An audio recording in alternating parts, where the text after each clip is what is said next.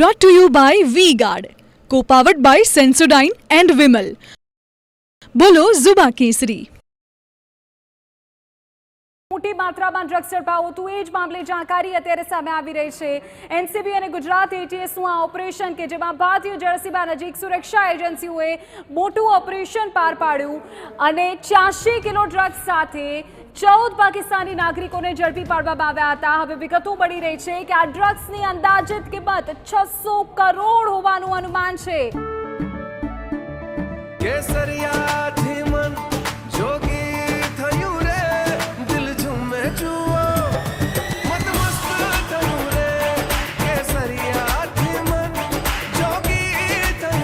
हर पल मनाओ केसरी त्योहार विमल.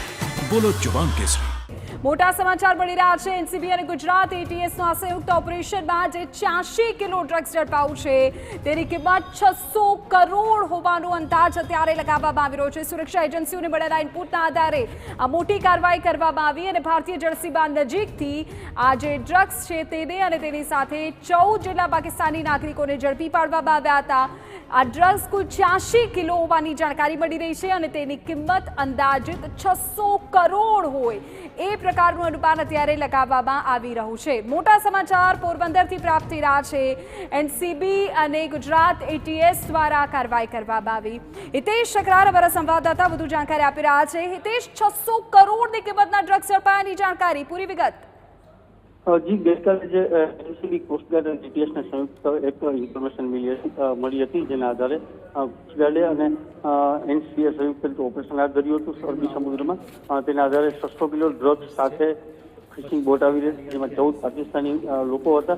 તેને ઝડપી પાડવામાં આવ્યા છે અને આ ડ્રગ્સનો જથ્થો છે ક્યાંથી લાવ્યા હતા, કોને આપવાનો હતો, એનો કઈ રીતે વપરાશ કરવાનો હતો, આ તમામ બાબતોને લઈને અત્યારે હાલ અરબી સમુદ્રમાં જ પૂછપરછ ચાલી રહી છે. લગભગ સાંજે 5:30 કે 6 વાગ્યાની આસપાસ આ તમામને પોર્ટ પર લાવવામાં આવશે. ત્યારબાદ ભારતીય સીમામાં કઈ રીતે ઘૂસી ગયા હતા તે બાબતની તપાસ કર્યા બાદ તેની સામે કાયદેસર કાર્યવાહી હાથ ધરવામાં આવશે.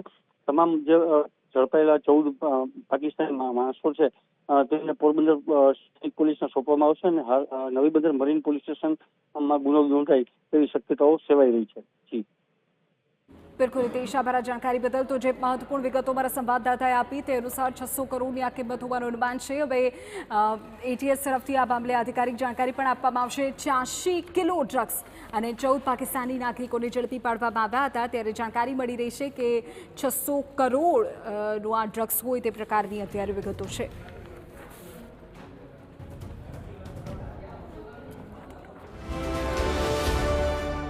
Brought to you by V-Guard, co-powered by Sensodyne and Vimal.